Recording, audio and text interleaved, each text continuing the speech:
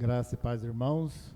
Nossa escola bíblica, né? Mais um domingo que você possa acompanhar. Espero que você tenha lido a lição, né? E agora assista ao vídeo e aprenda um pouco mais, tira suas dúvidas, né? Poste perguntas, né?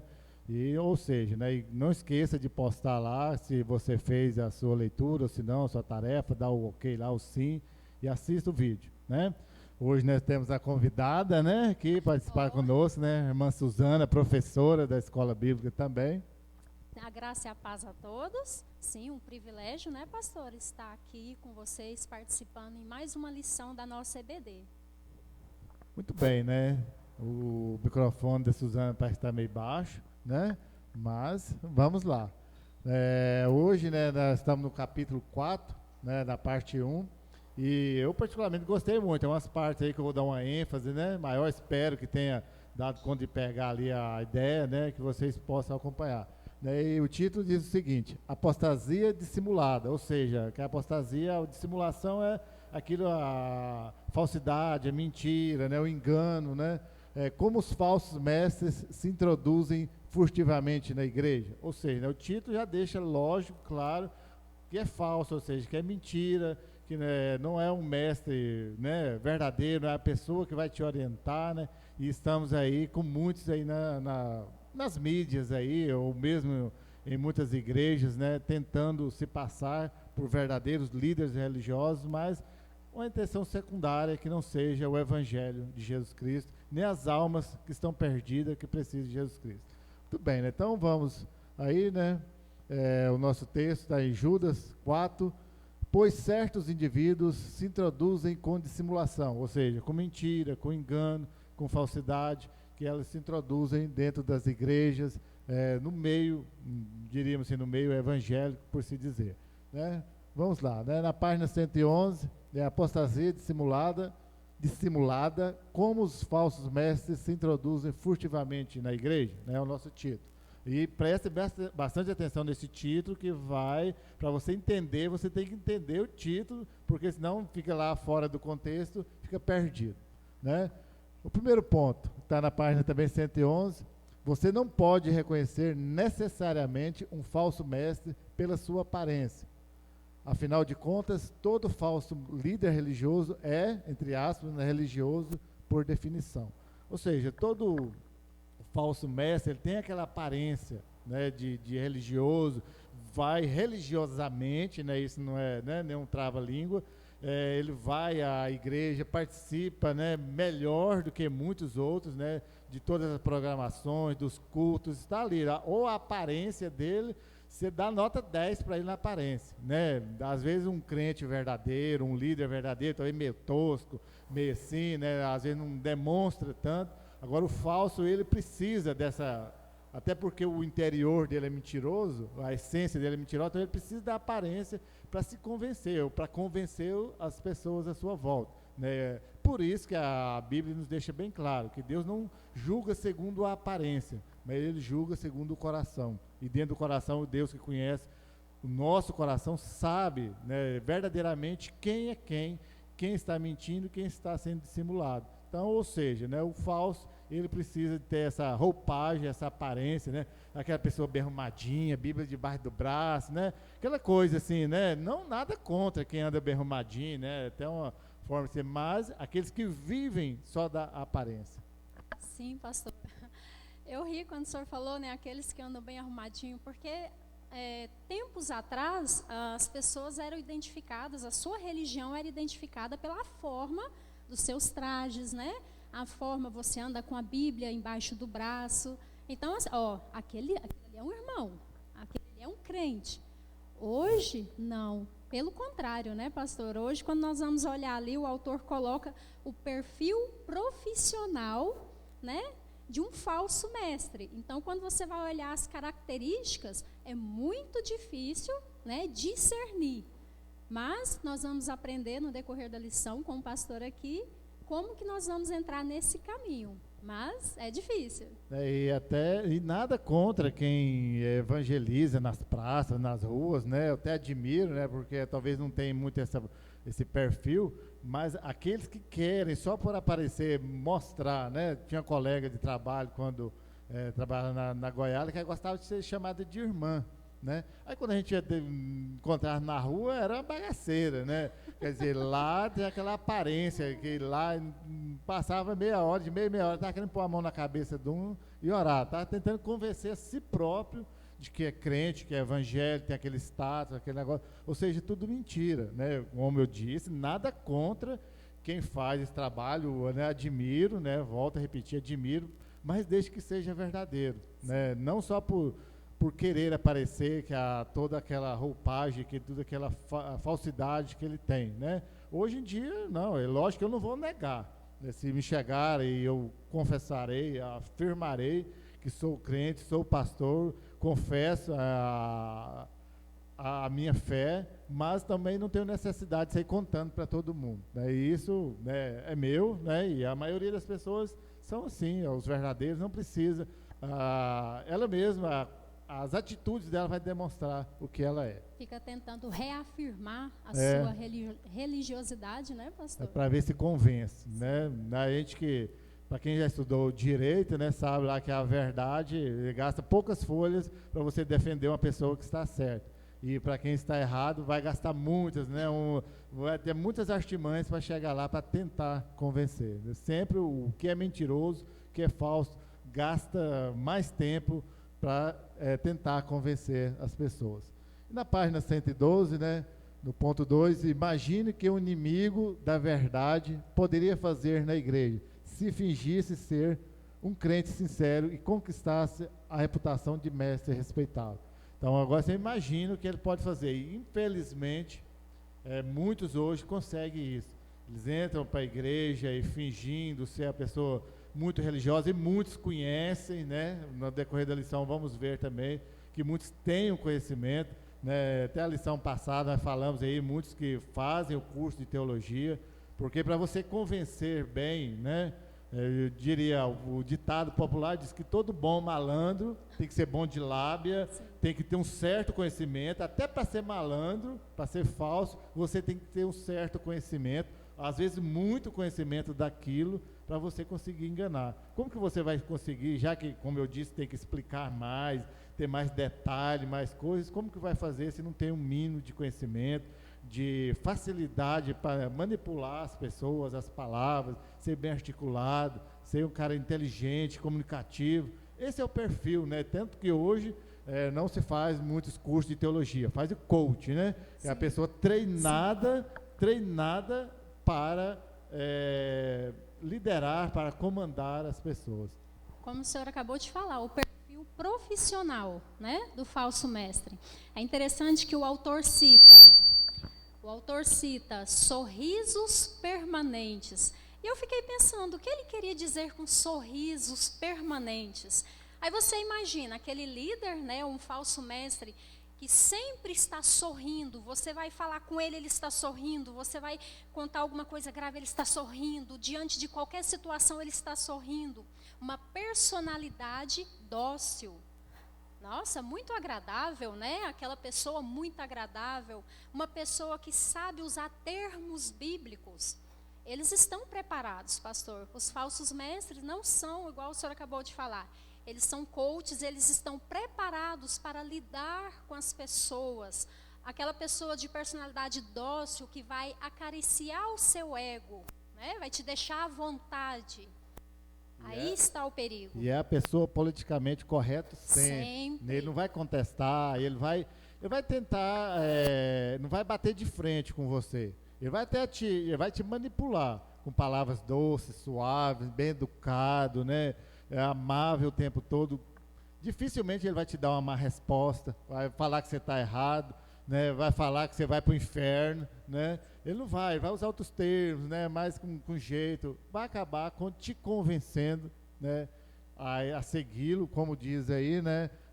Vai ganhar de respeitável, um mestre respeitável, todo mundo quer ficar perto dele, essa é a verdade, né? Então o falso, ele sabe, como diria lá na roça, sabe engambelar as pessoas e eles vão viver de uma forma que as pessoas querem ficar perto deles. Essa é a postura já de uns anos para cá, tem sido assim, né, e tem cada vez mais conquistado mais seguidores e dessa forma amigável de ser, doce de ser e acaba conseguindo seguidores. É um currículo perfeito para a geração atual, pastor.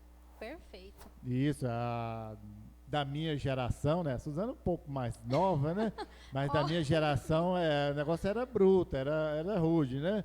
Tipo educação, assim, os mais velhos vão me entender, né? Se você não podia nem passar na frente dos pais estivesse conversando com outra pessoa, você não podia passar. Agora o pai hoje está conversando com outra pessoa, o filho chega lá, você está mentindo, isso está errado, isso é mentira, né? No meu tempo, se fizesse isso, era a mão na boca e caía uns 2 metros para lá, né? Então, daí já vem esse sistema assim, mais duro. Hoje não, né? Tudo está certo, você não pode falar para uma criança hoje, por exemplo, já começa lá da criança, falar que ela está errada, vou ligar para o conselho tutelar, né? Aí, então tem que ser tudo nhenhenhen demais, muito mimimi, aí os líderes, esses falsos, melhor dizendo, os falsos líderes religiosos, perceberam esse campo fértil, né, para enganar as pessoas já por aí, dessa criação frágil. Não estou dizendo, lógico, né, que deve usar de violência, muito pelo contrário, precisa ser firme, precisa ser educado, né, mas não também na mentira, né, que aí é o assunto nosso, teria uma pessoa dissimulada e falsa, mentirosa, e também não vai. Na página 113, né, o ponto 3, falando dos falsos mestres, né, dos falsos religiosos, conhecem suficientemente bem a verdade, a fim de usá-la para atingir seus próprios objetivos. E às vezes protegem-se por detrás de uma verdade enquanto atacam a outra.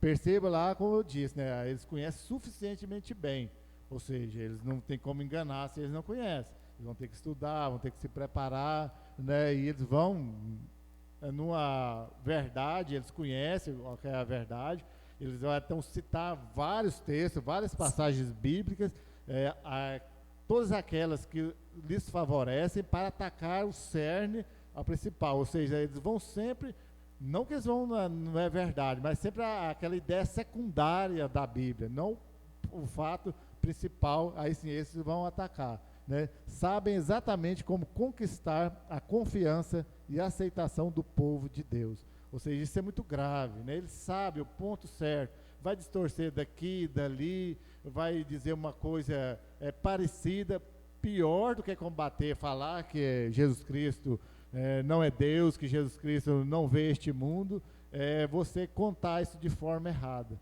né? Vai pegar a Bíblia. Os falsos mestres, né, a Bíblia dele está muito mais desgastada que a minha, por exemplo. Eles leem, sabem, mas vão usar só aquilo que lhes favorece, só aquilo que eles conseguem manipular as pessoas. Uma forma interessante de ilustrar isso, pastor, imagina uma grande represa, né, uma grande barragem, como nós vimos, né, ultimamente aí nas notícias. Essa represa, ela não rompe da noite para o dia. Vai causando ali pequenas infiltrações que vão abalando a base ali dessa represa. Assim é o ataque ao alicerce da fé. Eles, igual o senhor acabou de falar, eles não vão confrontar diretamente, né, os fundamentos da fé, mas vão provocando furos, vão provocando ali pequenas rachaduras. Essas rachaduras provocam dúvidas. Dúvidas provocam incredulidade. Incredulidade provoca rebelião. E a rebelião leva à apostasia. Então é muito grave, muito sério. E todo falso mestre, ele tem uma raiz de rebeldia, porque ele não deu certo ao lugar, não conseguiu ir pelos caminhos certos, né? E como o diabo, né? Aliás, ele é um seguidor do diabo, e o diabo também não chega, a gente não classifica pecado, mas dificilmente alguém vai chegar e quando falar assim, vamos ali matar alguém, vamos ali roubar, vamos adulterar, as pessoas já ficam assim. Mas você pega lá uma coisa lá no seu trabalho, você furta uma caneta hoje, né, uma resma de papel um dia, né? Aí você vai fazendo uma coisa, as pequenas coisas, né? Hoje você faz isso. Pequenos delitos, né, os pequenos delitos, você vai acumulando, vai gostando, vai desviando e vai saindo do foco principal, que é fazer a vontade de Deus. Então, os falsos mestres também começam assim, ele não chega já e bate de frente, como nós já falamos, né? Vai, né, eu diria assim, comendo pelas beiradas, né? Vai Sim. chegando aos poucos, vai conquistando a confiança, até porque ninguém que não dê conta de conquistar a confiança dos outros vai chegar a lugar nenhum, né? Vai chegar a liderar ninguém. Primeiramente tem que conquistar a confiança. Às vezes alguém chega humilde, trabalha duro, vai suar, faz mais atividades na igreja do que as outras pessoas, né? Por quê? Porque eles precisam conquistar a confiança, porque ele precisa da aceitação das pessoas. Aí na hora que estão completamente aceitos, está com a sua, entre aspas, a sua teologia falsa, fundamentada, aí eles deitam e rolam, né? Faz o que quer. Sim. Isso pode levar anos, né, pastor? Sim, pode levar anos até que sejam reveladas, né, as obras desses falsos mestres, até que sejam visíveis e às vezes tardio, né, para que a igreja perceba o grave erro ali. Talvez o maior exemplo que nós temos hoje pode ser o islamismo. Né, eles trabalham na cabeça vamos falar o português mais claro, a cabeça dos meninos ali pequenininhos, eles estão prontos para morrer já. Sim. E fala que é uma guerra santa, promete para ir lá 70 virgens no paraíso, se eles colocar uma bomba no corpo, explodir, quanto mais pessoas matar, mais honra eles vão ter, né, no paraíso. Então, ou seja, isso é uma coisa, olha que eu estou falando lá pelo extremo, né, fugir até da nossa realidade, que é o cristianismo, para dar um exemplo maior dos nossos dias, mas é uma forma de enganar as pessoas. E dentro do evangelho, então, aí ocorre também, né? Hoje em dia, não se adere tanto a essa violência, mas na Idade Média, quantas e quantas pessoas se mataram, falando que, para quem já leu, conhece um pouco da Santa Inquisição, e matava, queimava, enforcava, né?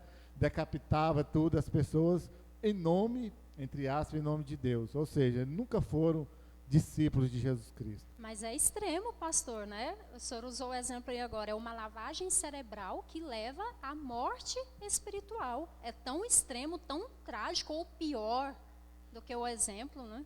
E isso está por trás um grande mente para pensar. Geralmente os grandes enganadores, eles mesmos não vão lá e executam. Ele trabalha tanto as outras pessoas que tem gente pronta para executar a parte suja, assim, por se dizer, desse negócio, né?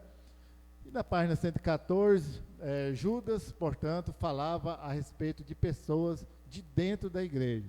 Ele não está falando de pessoas dentro da igreja, comungantes familiares da ceia, ou seja, né, pode estar participando da ceia junto conosco tranquilamente, que pareciam inofensivas, davam a impressão de serem bastante simpáticas e eram bem conhecidas na igreja. Na realidade, porém, eram cristãos fingidos que tinham um plano de ação maligno, né? Essa última parte aí, eu pensei muito sobre isso, ou seja, dá toda aquela aparência de santidade, né, daquela pessoa, mas por trás de tudo isso era um plano maligno, ou seja, não tem nada de Deus naquilo ali, né?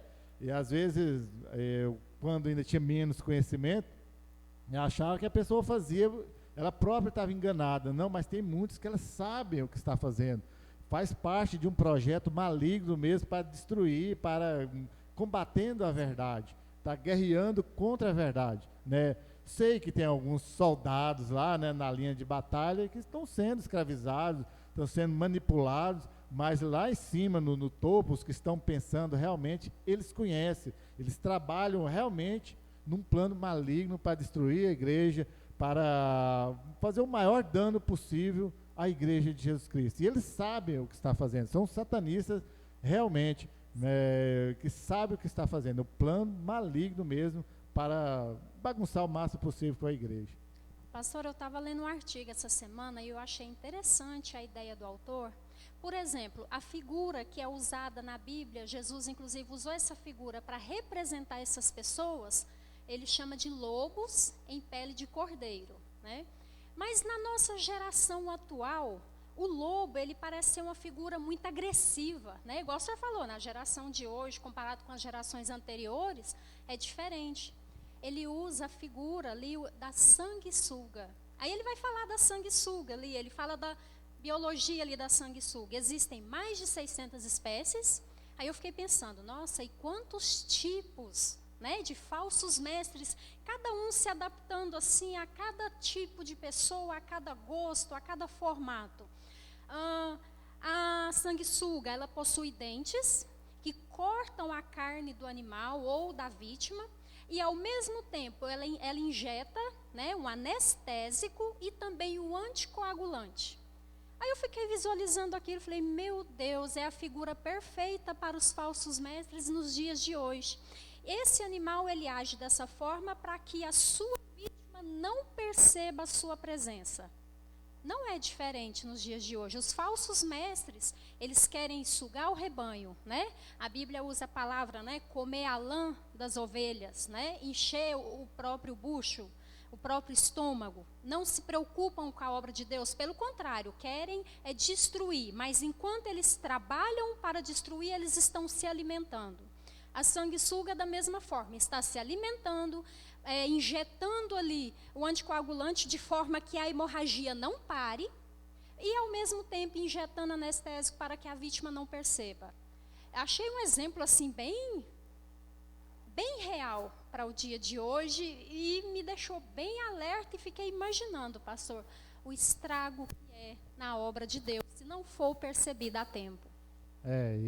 Mas vale lembrar de tudo isso também, né? Às vezes nós estamos, e é o assunto, mas por isso que a nossa igreja às vezes torna chata, né? O pastor João e eu também às vezes cobro muito, né? Os líderes têm cobrado de ter esse esclarecimento, de ler a Bíblia para não ser enganado, porque só é enganado as pessoas mais suscetíveis ao engano. É que a gente fala, né? As pessoas quando vão aplicar o conto da carochinha, aquele negócio de enganar, vai nas pessoas mais desinformadas, né? Aquelas pessoas mais frágeis. Então nós precisamos estar fortalecidos para não ser enganado, né? Quanto mais frágil, mais vai ser enganado. Na página 114, agora sim, né? Até agora estava falando só da parte, digamos, negativa, né? Mas, né? E continuando aí, certamente os falsos mestres e os sabotadores das doutrinas que estão no seio da igreja sempre confundiram mais pessoas e provocaram mais danos do que os adversários confessam que estão do lado de fora, né? Ou seja, às vezes as pessoas estão preocupadas, quem está lá no boteco falando mal de igreja, não, lá vai ficar lá aquele assunto, não vai causar um certo dano. As pessoas às vezes conheço pessoas que tinha vergonha de passar quando estava indo para a igreja, passar em frente ao boteco, as pessoas ficam indo, lá vai um crentinho, né? E tal, mas que lá não vai causar nenhum dano, lá, né? Que lá está entregue. Agora, a pessoa de dentro da igreja, a pessoa que tem conhecimento, a pessoa que é falsa, né? Aquela lá você já sabe o que é ela, né? Estou lendo um livro, né? Livro do Tozer, ele não desconsidera. O Tozer, não só todos que eu já li que ele fala, ele não dá muito moral para o diabo, né? Ele não dá crédito para o diabo, né?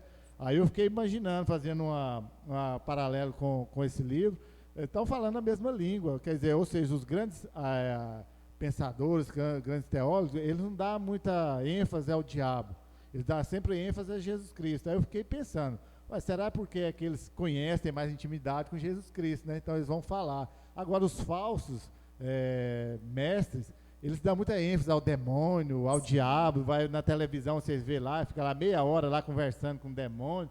Quer dizer, eles têm intimidade com o diabo, com o demônio. Ou seja, então esses que estão lá dentro estão causando um estrago, estão supervalorizando o diabo e os seus demônios do que Jesus Cristo. Os grandes teólogos, você não vê eles quase falando no diabo, eles falando o tempo todo de Jesus Cristo, no seu sacrifício, na sua ressurreição, na sua obra para nos salvar. E é isso o que importa para nós.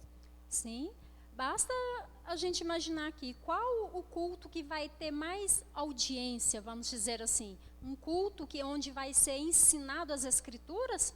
Um culto, né? De libertação. Não que não seja preciso ser liberto das pessoas que têm, mas né? o que as pessoas querem? As pessoas querem espetáculos, né? As pessoas querem serem entretidas enquanto estão ali sentadas.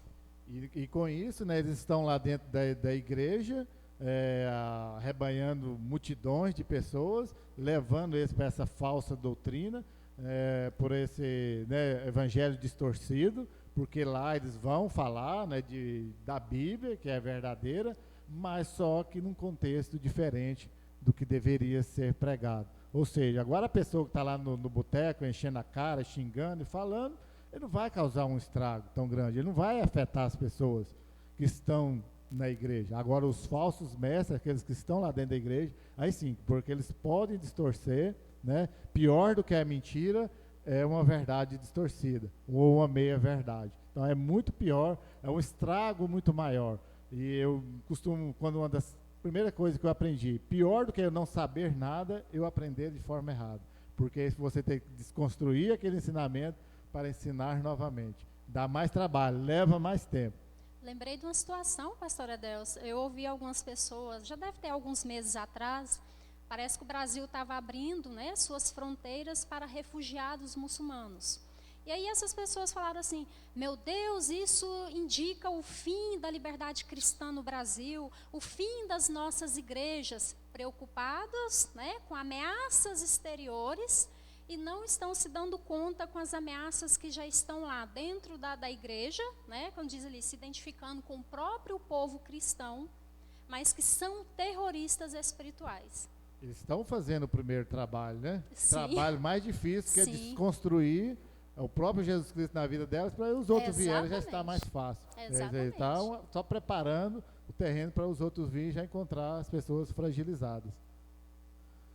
Né?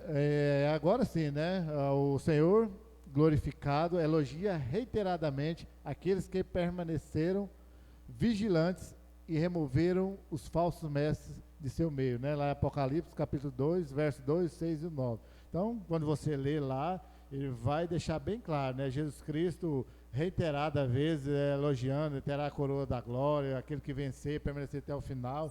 Ou seja, então, aqueles que resistiram ao engano, ao ataque do inimigo, vai receber uma coroa de glória, porque Jesus Cristo está, né, junto com eles. Jesus Cristo nunca prometeu facilidade para ninguém, né? Prometeu sempre que teria que pegar a sua cruz e segui-lo, mas aquele que permanecer até o final receberá uma coroa de glória, será mais que vencedor em Jesus Cristo, e aí vai, né? Sim.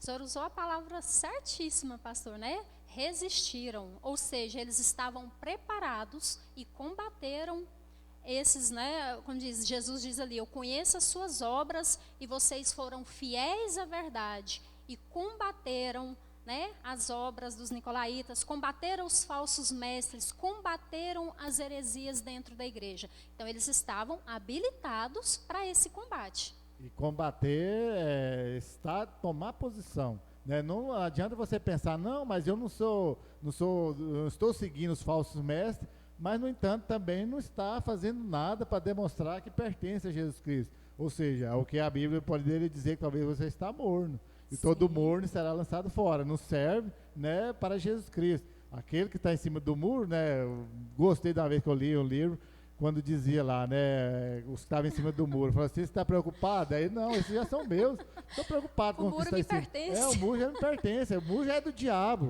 Ou seja, você tem que ter uma postura, você tem que estar do lado, tem que assumir. Lógico, às vezes você não vai estar na linha de frente, né? Talvez você não foi chamado, mas você está lá para cooperar, para assumir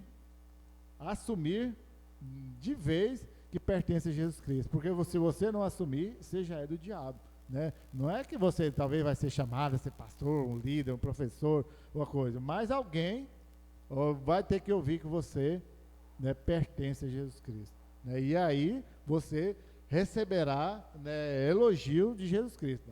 Olha, o elogio de Jesus Cristo. Às vezes a pessoa está mais preocupada em ser acusado pelo diabo do que receber um elogio de Jesus Cristo. Ah, que se dane o diabo para lá, com os ataques, com as blasfêmias, com o que ele falar. Eu estou preocupado com o que Jesus Cristo pensa de mim. O que o diabo pensa, eu já sei, né? Agora, o que Jesus Cristo espera de mim, aí sim, né? Aí, ele sei, e ele sabe mais do que eu, mais pecador que eu sou, mas ele sabe também se eu estou declaradamente do lado dele. No ponto 7, é absolutamente claro nas Escrituras que os hereges, apóstatas, rebeldes e falsos mestres se infiltraram nas igrejas desde o início, com uma abundância surpreendente. Ou seja, não é de hoje, né? Às vezes hoje a gente fala, com tanta denominação, com tanta gente querendo aparecer, com tanta gente querendo ganhar dinheiro, com tanta gente querendo status, mas não, desde o início, né? E o livro deixa bem claro que na igreja primitiva, os apóstolos, né, tiveram que combater ali, combater mesmo para valer. Tinha judaizante, né, da próxima lição, tinha depois os gnósticos, né? Então, só adiantando um pouco aí, né? Mas lá tinha pessoas que tinham que combater realmente, o próprio Jesus Cristo teve que combater pessoalmente com o diabo, né, com os fariseus, né, com os saduceus, todo mundo ali, e Jesus Cristo teve que combater. Por que que nós, né? Às vezes a gente acha que é melhor do que Jesus Cristo, melhor do que os apóstolos, os discípulos, melhor do que os pais da igreja lá do primeiro e segundo século, né? Depois de Jesus Cristo. Não, nós não somos, talvez, né? Eu acho que com certeza somos piores. Por quê? Porque nós não estamos combatendo, nós não estamos declaradamente assumindo a nossa posição nessa guerra. E é tão sério, igual o autor ele cita para nós, né, os exemplos de Himeneu e Fileto, né? E ali, qual que era a doutrina deles? Eles negavam a ressurreição, né, a glorificação do corpo. Aí quando você vai falar assim, mas o que tem de mal nisso? Eles negavam baseado de que o espírito é puro e a carne é má. Então a carne ela não pode, né, ser ressuscitada. Aí você vai falar assim, não, mas isso abala o quê? Aí você vai olhar para a obra de Cristo. Então eles estavam negando diretamente a ressurreição de Cristo. Que Cristo, né, teve o corpo glorificado e que nós também teremos os nossos corpos glorificados na segunda vinda de Cristo. Então assim, começa com uma coisa simples, né, e você percebe ali que o intuito é combater a obra de Cristo. Não diretamente, eles não chegaram e falaram assim, Cristo não ressuscitou, né? Foi ilusório. A ressurreição acontece só no momento da regeneração. Isso é ilusório. Não. Eles começaram, como o senhor falou, né? Pelas bordas. Então, desmerecer toda a obra de Jesus Cristo. Ou seja, é contrário. E aí, né? A gente fala e repete, mas não tem muito de onde fugir desse conceito. Ou seja, eles não concordam, né? Ou estão preocupados com este tempo, né? Tenho repetido, né, várias vezes. Eles se preocupam só com aqui, agora, né? Muitos por status, outros muito por dinheiro, muito por reconhecimento, né? E aí vai. Os motivos são variados, mas sempre, né, a base da mentira, do engano, da falsidade, da dissimulação, como diz aí o livro, né? O nosso último ponto, né, o ponto 8. O que especificamente poderia ter motivado a urgência da mensagem de Judas? Aí o autor vai trazer o porquê que Judas começou a escrever o livro dele de uma forma e mudou. Parece que ele estava lidando com um tipo específico de erro, sério e de grande alcance.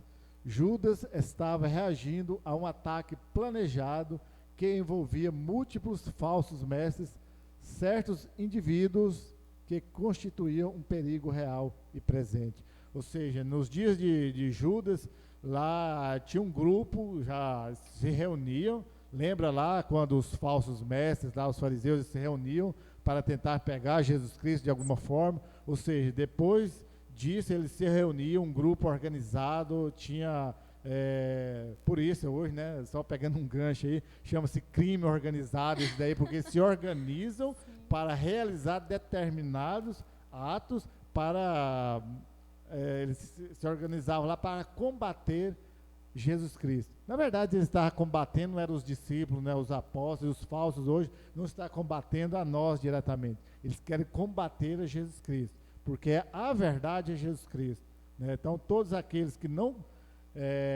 estão do lado de Jesus Cristo, que estão tentando disseminar um falso evangelho, estão combatendo a Jesus Cristo. Nós estamos no meio, devemos nos posicionar, mas toda a rebeldia, todo pecado não é contra a igreja em si, não é contra pastor, é contra Jesus Cristo. Sim. lembrando de lições passadas, né, pastor? É no âmbito espiritual a guerra, não é no âmbito carnal, no sentido ali, pessoa a pessoa, mas é no âmbito espiritual. E isso é que leva, né, a gravidade da questão. Quando Judas coloca ali certos indivíduos, ou seja, não era só um ou dois, igual o senhor falou, era, como diz, uma organização criminosa, né, com o intuito de destruir a obra de Deus, o povo de Deus.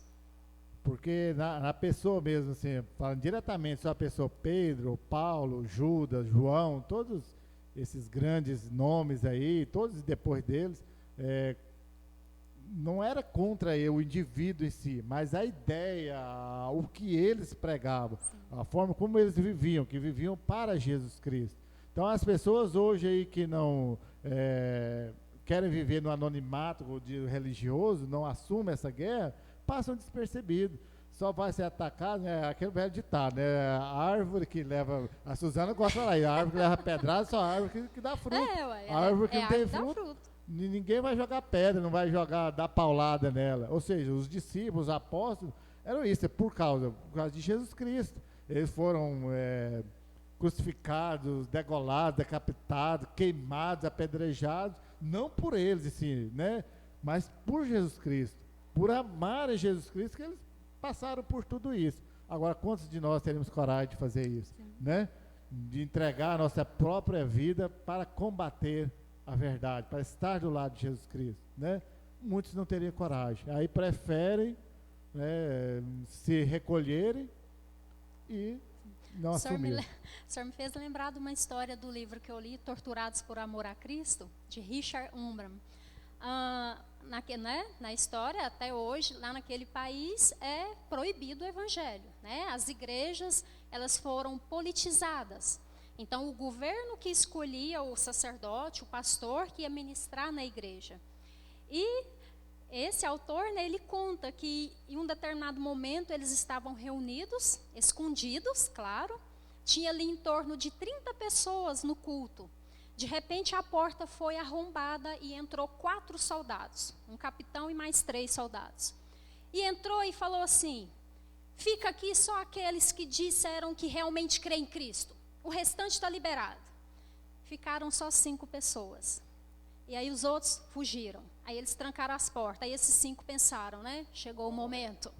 Aí eles abaixaram as armas e falou: agora nós queremos ouvir a palavra de Deus, queremos cultuar, porque agora nós sabemos que vocês realmente servem a Cristo. Os demais, ou seja, fazer isso hoje, eu achei interessante porque eu estava esperando um final trágico, né? Quando ele contou, não, fiquei jubilosa lendo. Eles realmente, vocês servem a Cristo, estavam prontos para morrer por Cristo. Será que fizesse isso hoje nas nossas igrejas? Né, quantos ficariam, né? Creio que liberaria esse número aí, dependendo do tanto de gente, né? Mas é triste, a gente ri, mas é glorioso para os que ficaram, mas a realidade é muito triste, porque as pessoas não querem Jesus Cristo. Então é isso, né, a nossa lição. Espero que você tenha lido o livro, né, tenha assistido esse vídeo, né, poste lá perguntas, né? Estamos ainda esperando alguma pergunta. Né? E que, acima de tudo, combatam a verdade, do lado da verdade, né? Guerreiam pela verdade. Sim, tomem posição sempre, né? Porque o lucro é nosso, né? Como Paulo diz, é lucro morrer por Cristo. Até o próximo domingo, a graça e a paz a todos. Graça e paz, irmãos, que Deus os abençoe.